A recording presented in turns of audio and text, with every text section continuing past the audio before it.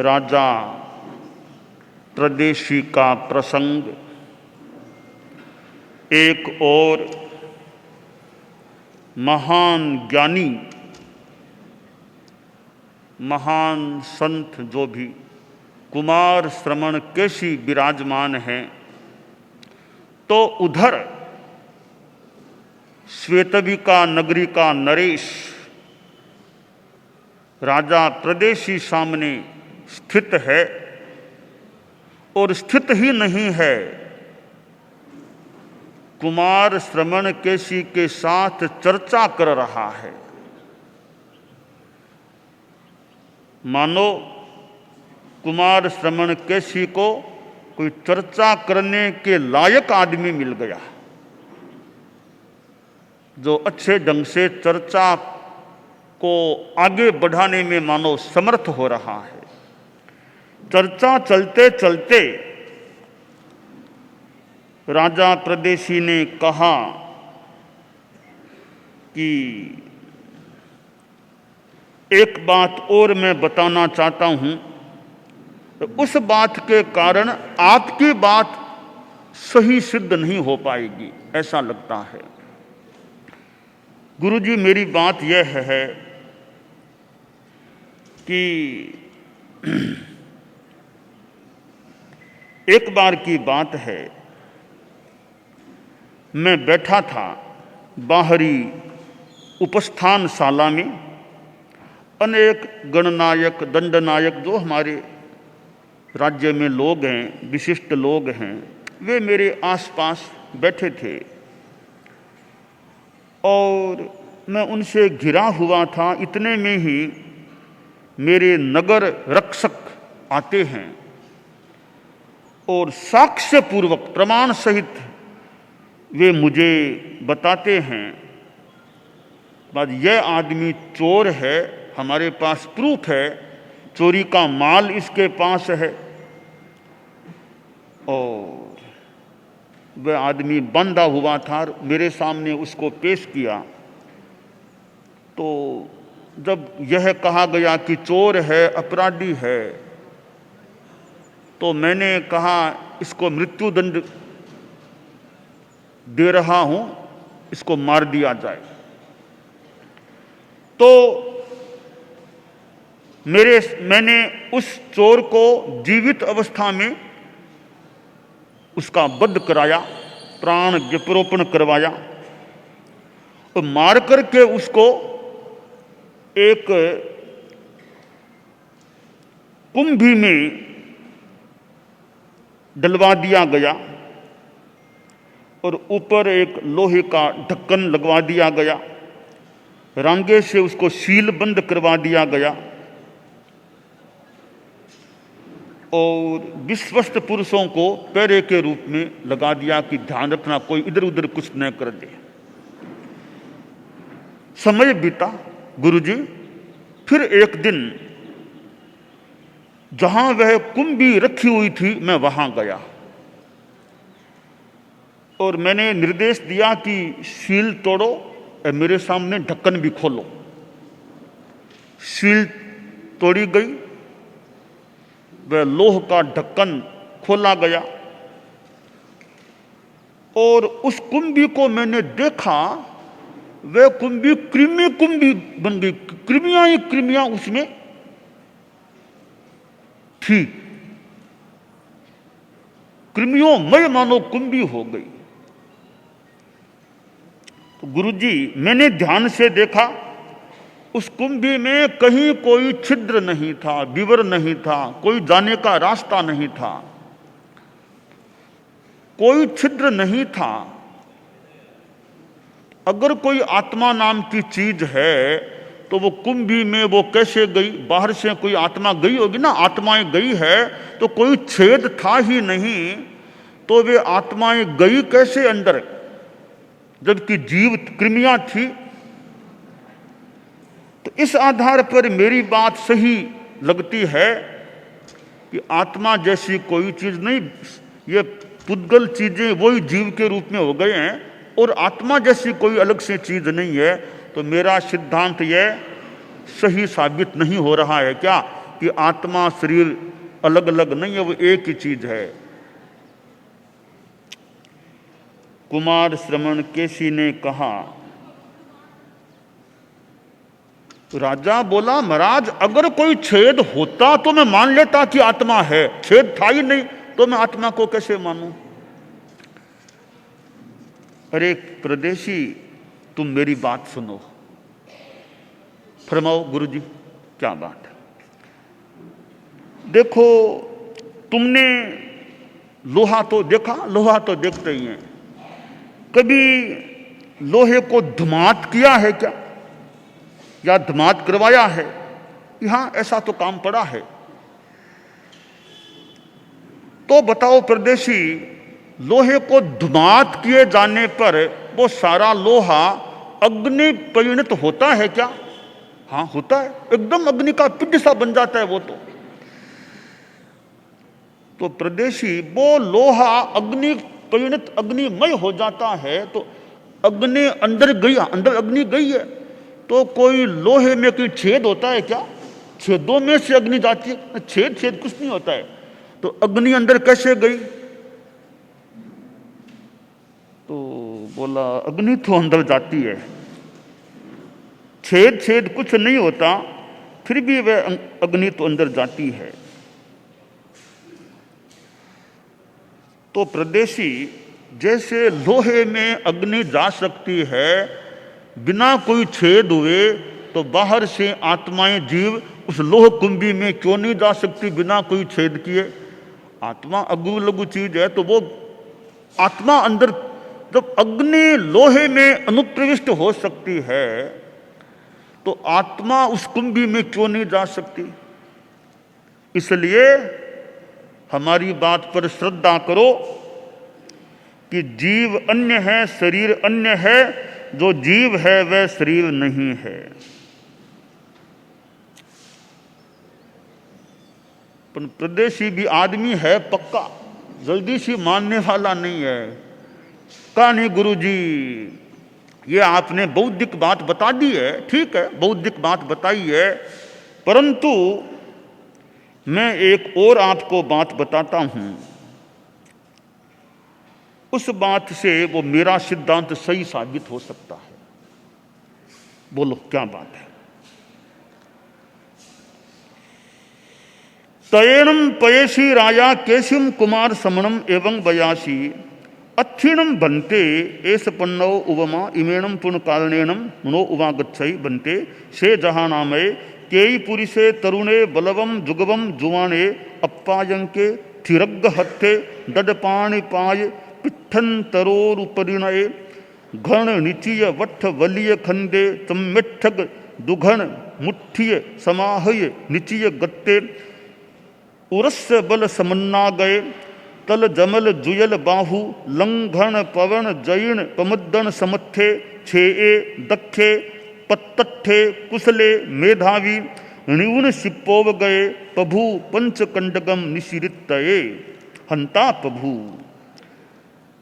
गुरुजी एक आदमी है, जवान, एकदम जवान आदमी है, बलवान है, युगवान है, युवा, निरोग, बिल्कुल स्वस्थ शरीर वाला वह है, सदे हुए हस्ताग्र वाला है, हाथ पांव पृष्ठांतर और दृढ़ उरु वाला है, सघन मांसल आदमी है और कंधे बहुत लचकदार वृत्त हैं, बड़ा दृढ़ आदमी है, दृढ़ अच्छे दृढ़ अवयवों वाला आदमी है, आंतरिक बल से भी युक्त है और ऐसा बड़ा छेक है, दक्ष है, बहुशिक्षित है, कुशल है, मेधावी है, निपुण है, शिल्पोपगत है। ऐसा आदमी 5 बाणों को 5 बाणों को छोड़ने में समर्थ हो सकता है क्या? केसी ने कहा हाँ हो सकता है, होता है समर्थ। आदमी सक्षम है, शिक्षित है तो 5 बाण छोड़ सकता है। तो बनते यदि वह आदमी मान लीजिए अदक्ष है, अकुशल है, शिक्षित नहीं है, अमेधावी है, तो वह आदमी 5 बाणों को छोड़ने में हो सकता है। वो तो कैसे छोड़ पाएगा, अशिक्षित कैसे छोड़ पाएगा। तो महाराज अगर वो अमेधावी अशिक्षित अगर 5 बाणों को छोड़ दे तो मैं आपकी बात को मान सकता हूं कि जीव अन्य है, शरीर अन्य है, जो जीव है वह शरीर नहीं है। चूंकि बनते वह पुरुष मंद और अशिक्षित होने पर 5 बाणों को नहीं छोड़ सकता, तो मेरा सिद्धांत सही है कि आत्मा कुछ नहीं है। शरीर मजबूत है और शिक्षित है तो आदमी बाणों को छोड़ दे, शरीर मजबूत नहीं है और शिक्षित नहीं है तो नहीं छोड़ पाता। तो आत्मा का क्या संबंध हुआ, तो शरीर ही सब कुछ है, शरीर से सारा काम हो रहा है। तो आप इसलिए मैं आपकी बात को कैसे मानूं, सब शरीर का चमत्कार है, जो कुछ हो रहा है शरीर से हो रहा है। कुमार श्रमण केशी ने कहा, अच्छा एक बात सुनो हमारी, कि वह जवान आदमी है, बहुत सक्षम शरीर वाला है, बहुशिक्षित है, कुशल है, सब कुछ है, और उसके पास धनुष भी नया धनुष है, नई जीवा और नए बाण है। नए बाण से वो ऐसे प्रक्रिया करके 5 बाणों को छोड़ने में समर्थ है। राजा बोला हाँ समर्थ है। बताओ प्रदेशी, वही पुरुष तरुण शिल्पोपगत जो है उसका धनुष पुराना है, उसके पास जीवा भी पुरानी है, बाण भी पुराने हैं, दमदार नहीं है, तो क्या 5 बाण छोड़ पाएगा? यह अर्थ समर्थ नहीं है, तो फिर 5 बाण नहीं छोड़ पाएगा। किस कारण से? कि बनते वो पुरुष है तो मजबूत है भी शिक्षित, पर उपकरण ठीक नहीं है ना, इसलिए नहीं छोड़ पाता वो। तब प्रदेशी देखो, कुमार श्रमण केशी ने कहा कि वही पुरुष बाल, अदक्ष, अशिक्षित, अकुशल, अमेधावी, मंद विज्ञान वाला, अपर्याप्त उपकरण वाला 5 बाणों को छोड़ने में समर्थ नहीं है। इसलिए प्रदेशी, ये उपकरणों का भी चमत्कार है ना, कि उपकरण कैसे हैं, तो हमारा आत्मा तो है, साथ में शरीर कैसा मिला इसका भी तो असर है, उपकरणों का भी असर है। इसलिए आत्मा शरीर अलग अलग है, यह सिद्धांत तुम्हारी बात से खंडित नहीं हो सकता। तुमने कहा आदमी बढ़िया मजबूत शिक्षित है, 5 बाण छोड़ सकता है, सब कुछ है आदमी, वो सामग्री ठीक नहीं है तो नहीं छोड़ पाता। इसलिए सामग्री के ठीक होने पर काम हो सकता है, तो शरीर की सामग्री ठीक मिली तो काम हो जाएगा, बिना नहीं भी होता है। इसलिए आत्मा शरीर 2 है, यह हमारा सिद्धांत तुम्हारी इस बात से खंडित नहीं हो पा रहा है। तो प्रदेशी बोला ठीक है गुरुजी, ये आपकी बौद्धिक बात है, आप बौद्धिक तर्क से बात कर रहे हो। मैं आपको एक बात और बताता हूं, वो बात ऐसी, उस बात से संभव है मेरा सिद्धांत सही साबित हो जाए। बोलो क्या तुम्हारा और क्या सिद्धांत है?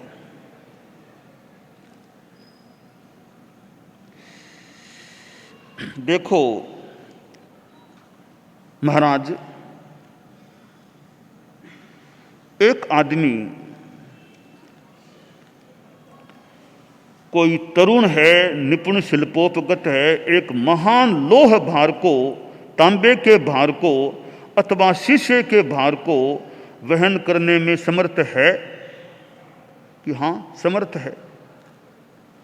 बनते वही आदमी अगर कोई बूढ़ा है, वृद्ध है, जरा जर्जरित देह वाला है, शिथिल है, झुर्रियों से युक्त शरीर है और हाथ के अग्रभाग में दंड लिया हुआ है, इतना बूढ़ा है, दांत भी है वैसे ही हैं, कृश है, पिपासित है, दुर्बल है, परिक्रांत, वो आदमी एक महान लोह भार को, तांबे के भार को अथवा शीशे के भार को वहन करने में समर्थ, वो समर्थ नहीं हो सकता।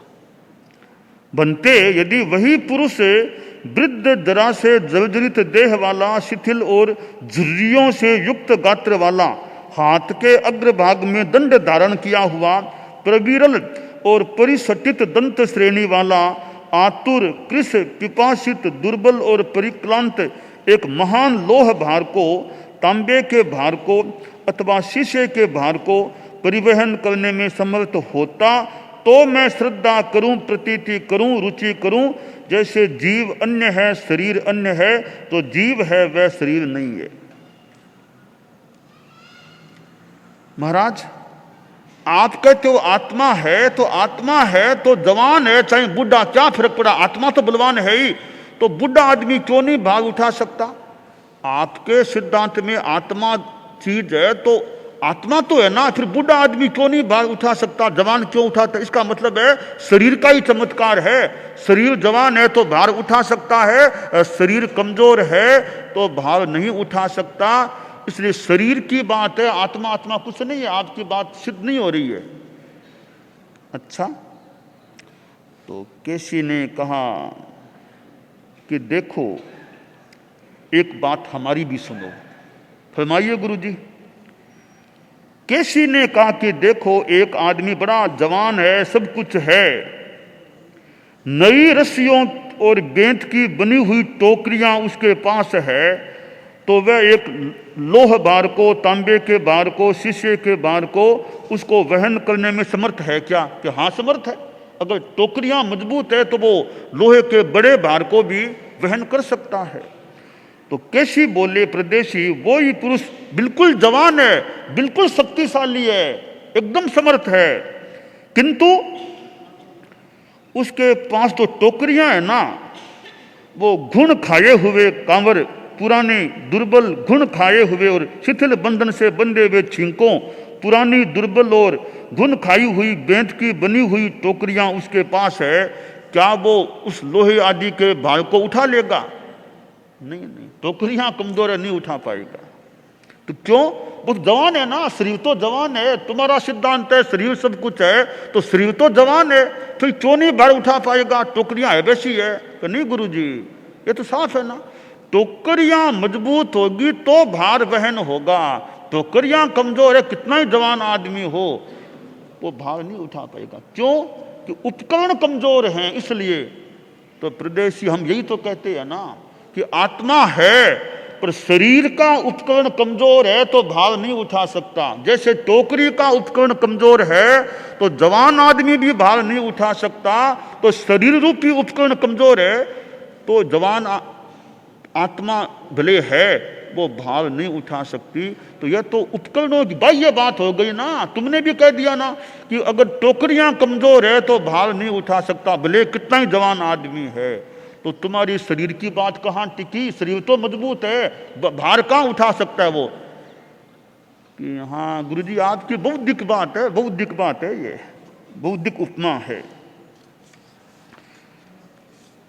तो गुरुजी ठीक है, मैं एक बात और कहता हूं आपको, उस बात से फिर मेरी बात शायद सिद्ध हो जाए कि आत्मा और शरीर एक है। बोलो क्या बात है? तो ठीक है गुरुजी, एक बात यह है, जो मैंने वो वजन की बात बताई थी वो इसमें आई हुई है कि वजन वो दोनों में, मरने के बाद और मरने से पहले तुला दोनों में समान है। तो किसी ने कह दिया वो तो मशक में होता है ना, हवा भरने से पहले हवा भरने के बाद दोनों में समान वजन है, तो तुम्हारी बात टिकती नहीं है। तो क्या ठीक है, यह बात आपकी। एक बात और बताऊं ना आपको। बोलो। कैसे ने कहा रे तू मूर्ख आदमी है, तू मूढ़ आदमी है।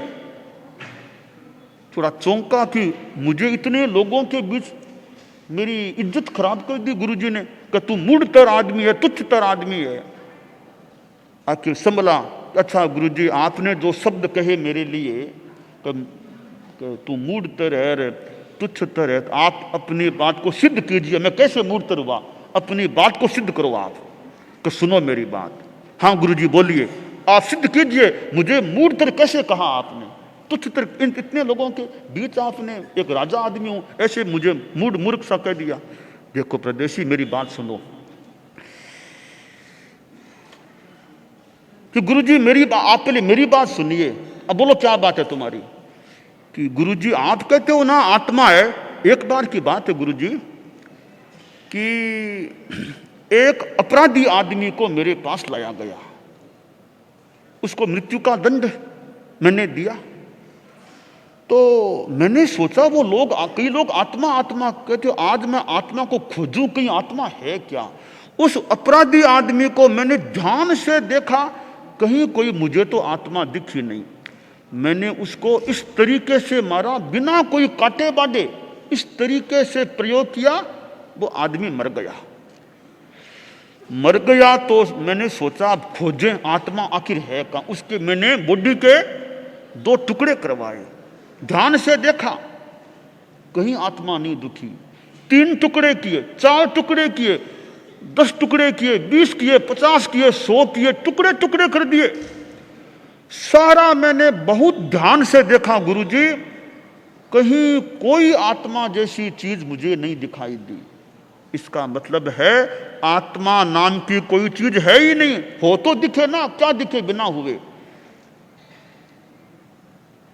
परदेशी तू मूढ़तर आदमी है, तुच्छतर आदमी है। अरे कैसे वाह गुरुजी, अब का मूढ़तर है। एक बात सुन परदेशी, एक बार की बात है, कई लकड़हारे थे, वो जंगल में अपने लकड़ियों के संदर्भ में गए। तो एक लकड़हारे से कहा हम तो जा रहे हैं लकड़ियां लाने, तुम पीछे से भोजन तैयार करना। यह अग्नि भाजन है, ज्योति भाजन तैयार करना। बाई चांस वह अग्नि समाप्त हो जाए ना, तो अरणी की लकड़ी से अग्नि प्राप्त करके भोजन पका लेना। वो तो चले गए। अब वो आदमी था थोड़ा सा, लगता है थोड़ा सा कम समझदार होगा, कम जानकार होगा। तो वो अग्नि बुझ गई, तो कहा मुझे कहा था कि लकड़ी से लेना। तो अग्नि की लकड़ी का, अग्नि इसके अंदर है ना, इसको तोड़ो। 2 टुकड़े किए, 4 किए, 10 किए, कहीं अग्नि नहीं दिखाई दी। कह रहे मुझे तो क्या बात कह गए कि कहा था अग्नि इसमें है, अग्नि है ही नहीं कहीं पर। उसने कितने प्रदेशी इतने टुकड़े किए, इतने, कहीं कोई अग्नि नहीं मिली। फिर वो लकड़हारे आए कि क्या किया, कि आपने कहा था अग्नि, अग्नि कहीं नहीं है। अरे मूर्ख आदमी है। भरियो अनंत अखूट खजानो गाफिल,